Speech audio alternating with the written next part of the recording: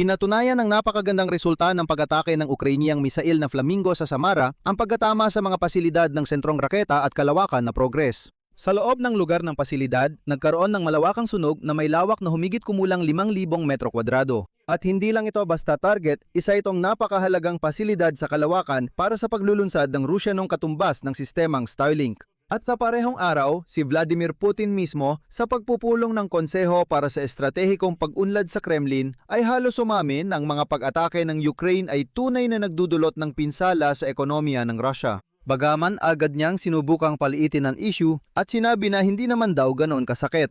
Ngunit hindi basta-basta makakahanap ng pera para sa pagpapanumbalik ng mga nasira sa simpleng paghiling lang. Kaya habang sinasabi ni Putin na wala namang critical na epekto, ayon sa kanyang mga salita, ang pagpapanumbalik ng mga nasunog na bodega ng Wildberries ay kailangang gawin gamit ang pera ng mismong mga Ruso. Iyan ang ipinagutos ni Vladimir Putin at sinabi niyang maglalaan siya ng pera mula sa budget para sa pagpapanumbalik ng mga nasunog na bodega na yon. Pero para sa mga negosyante na nawalan ng mga produkto doon, wala silang matatanggap na anumang tulong o kabayaran. Samantala, ang mga Ruso mismo ay nagwi-withdraw ng kanilang pera mula sa mga bank account ng maramihan dahil natatakot silang kunin ito para sa pangangailangan ng digmaan. Samantala sa Ukraine, sa wakas ay nasa huling yugto na sila ng paggamit ng sarili nilang mga ballistic missile laban sa teritoryo ng Russia. Ako si Alexei Pechi, tara't pag-usapan natin ang mga paksang ito. Pero bago tayo magsimula, hinihiling ko na mag-subscribe kayo sa channel, mag-like at mag-iwan ng kahit anong komento sa video na ito.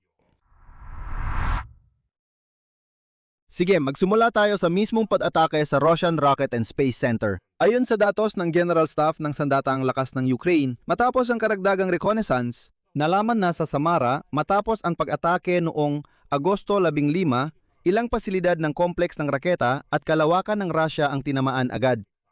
Kinumpirma ng mga bagong datos ang pagkasira ng mga pasilidad ng produksyon ng pabrika ng eroplano na Aviacorp at ng sentro ng raketa at kalawakan na Progress. Ayon sa mas detalyadong impormasyon, tinamaan ng atake ang isang pagawaan kung saan binubuo ang mga makina para sa mga raketang panglunsad ng pamilyang Soyuz, pati na rin ang pagawaan para sa technical na pagmamantini ng mga kagamitang panghimpapawid.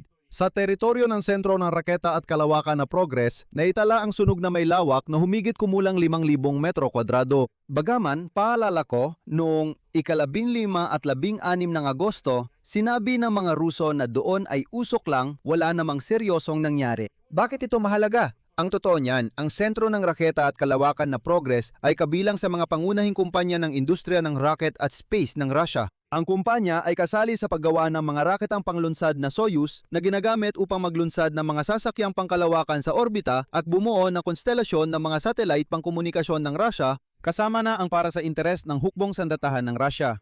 Ito ang mismong larangan kung saan sinusubukan ng mga Ruso na gumawa ng katulad ng Starlink. Ayon sa datos ng panig ng Ukraine, ang pagkasira ng mga pasilidad na ito ay nagpapababa sa kakayahang militar at technological ng Russia at ang operasyon sa mga pangunahing pabrika ng militar ng complex pang-industriya ng militar ng Russia ay nagpapatuloy pa rin. At ang mahalaga, alam na ang pabrika ay tinamaan mismo ng mga Ukrainian na misail na Flamingo. Sa ngayon, ito ang isa sa pinaka-epektibong pag-atake gamit ang missile na FP5 Flamingo. At sa ganitong sitwasyon, kung saan ang mga misail na Flamingo ay umabot na sa ganitong mga critical na pasilidad, masasabi ko, mga estratehikong pasilidad, si Vladimir Putin, sa pagpupulong ng konseho para sa estratehikong pag-unlad sa Kremlin, ay umamin na, oo, ang sistematikong mga pag-atake sa mga infrastruktura at industrial na pasilidad ay talagang nagpapalala sa mga ekonomikong datos ng Russian Federation at ang bilis ng paglago ng ekonomiya ay naapektuhan ng panlabas na presyon at tuloy-tuloy na mga pag-atake ng Ukraine sa mga negosyo.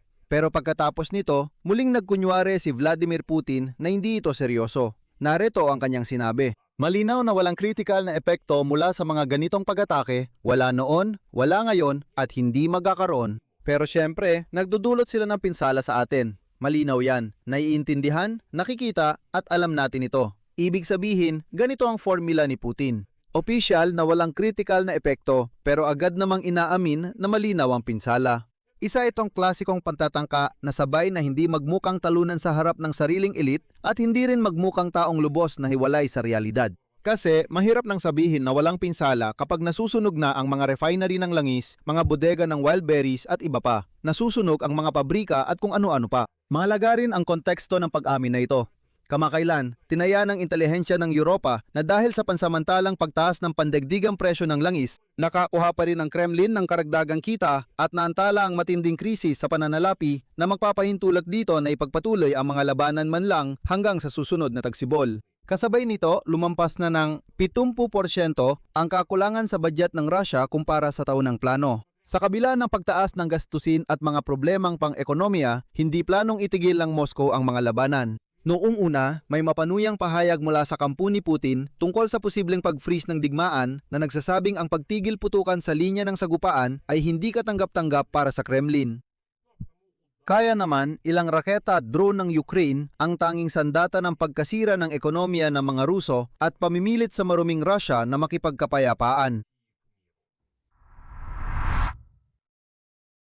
Sa likod ng pahayag ni Vladimir Putin na walang critical na epekto, may ibang katotohanan na nakatago. Ngayon, para sa lahat ng sinasabing kawalan ng critical na pinsala, ang mga karaniwang Ruso ang magbabayad. Inatasan ni Vladimir Putin na ang pagpapanumbalik ng mga bodega at infrastruktura ng marketplace na Wildberries matapos ang mga pag-atake ng mga Ukrainian drone ay dapat bayaran mula sa pondo ng federal na budget. Ibig sabihin, mula ito sa buwis ng mga karaniwang Ruso. At ang pagpapanumbalik ay maaaring umabot ayon sa mga konserbatibong pagtataya ng hanggang 223 bilyong rublo para sa marketplace. Kung kakailanganin naman ang kumpletong demolisyon, pag-aalis ng mga basura at rekultibasyon ng lupain, maaaring umabot sa halos 300 bilyong rublo ang gastos. At ang parang ito ay ilalaan sa kumpanyang Wildberries mula sa federal na budget ng estado. Ang posibleng pagkalugi ng mismong mga nabebenta sa Wildberries ay tinatayang aabot ng hindi bababa sa 500 bilyong rublo. Sa ganitong paraan, ang posibleng kabuuang pinsala sa Wildberries at mga nagbebenta ay maaaring umabot na sa 800 bilyong rublo. Pero para sa mga nagbebenta sa marketplace na Wildberries, hindi nag-aalok si Vladimir Putin ng kompensasyon mula sa budget. Sabi niya, kayo na lang ang bahalang mag-ayos niyan.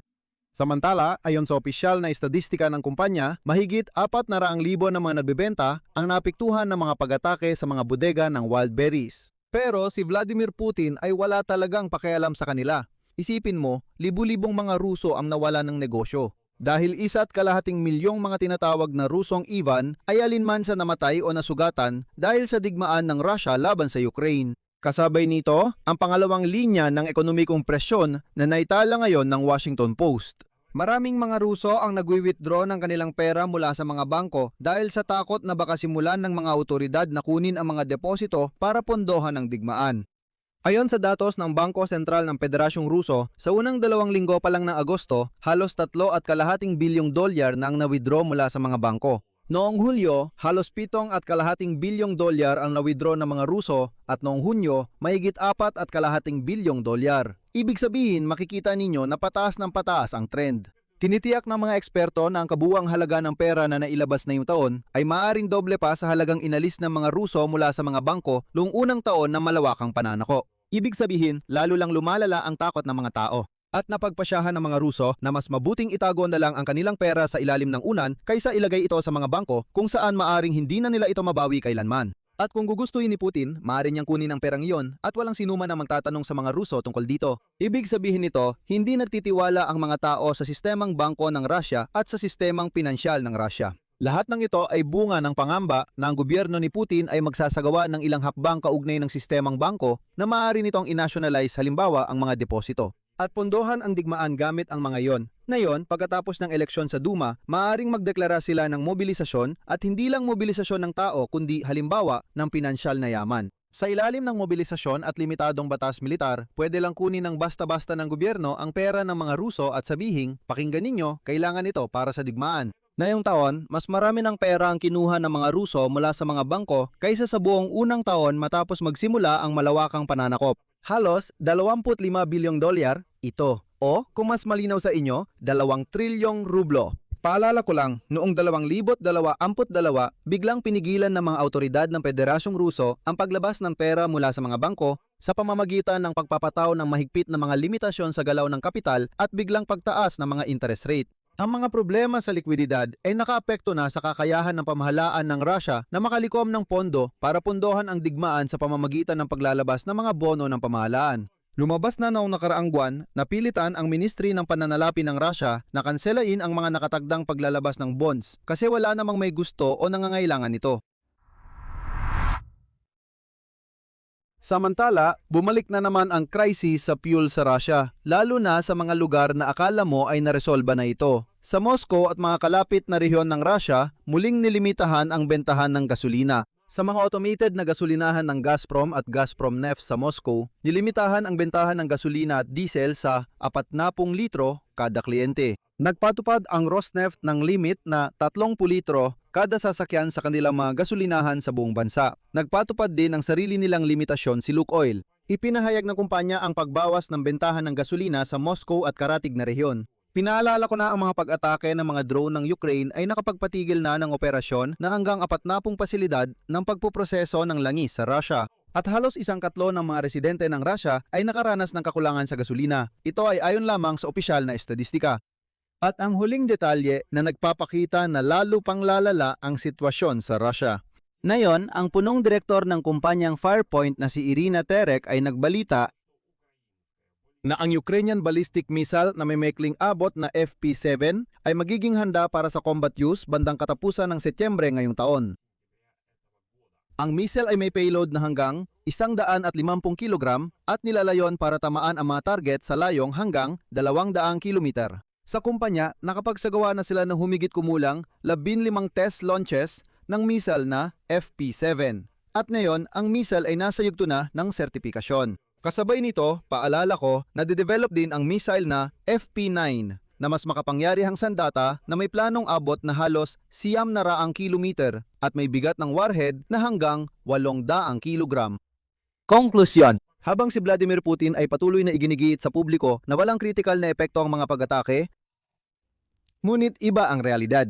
Nasira ang isang mahalagang pasilidad ng industriya ng kalawakan at misail sa Samara. Ang pagpapanumbalik ng mga bodega ng wild berries pa lang ay aabot na sa daan-daang bilyong rublo na papasani ng mga karaniwang Ruso. Nagwi-withdraw ng record na halaga mula sa mga bangko ang mga Ruso dahil sa takot sa kumpiskasyon. Sa Moscow, muling nililimitahan ang pagbebenta ng gasolina at ang mga ekonomistang di ka nais-nais sa kanila at nagsasabi ng totoo ay basta na lang tinatanggal sa trabaho. Tungkol ito sa isa sa mga bangko kung saan noong Mayo at sa mga sumunod na buwan, isa sa mga pangunahing ekonomista ng Vneshkonombank ng Russia, kung hindi ako nagkakamali, sinabi niya na, pakinggan ninyo, may problema talaga. Nagdudulot ng mga problema sa ekonomiya ang mga pag-atake ng mga Ukrainian. Bumabagsak ang ekonomiya, gumuguho, kahit paano may stagnation na nangyayari, at iba pa. Hindi ito nagustuhan ni Putin. Sinabi niya, paano? Anong klaseng plebeyo yan? Nagsasabi sa mga Ruso na masama ang lahat. Hindi, maayos ang lahat. At basta na lang nilang tinanggal sa trabaho ang tao. At sa ganitong kalagayan, inihahanda na ng Ukraine ang sarili nilang ballistic missile para sa aktwal na paggamit sa labanan na inaasahang darating na sa mga tropa sa loob ng isang buwan. Sana nga talagang makarating na ito. Dito ko natatapusin, ilagay ninyo ang inyong opinyon at mga konklusyon sa mga komento sa ilalim ng episode na ito. Mag-subscribe kayo sa channel, pindutin ang kampanilya at huwag kalimutang mag-like. Yun lang, ingatan ninyo ang inyong sarili. Paalam sa lahat.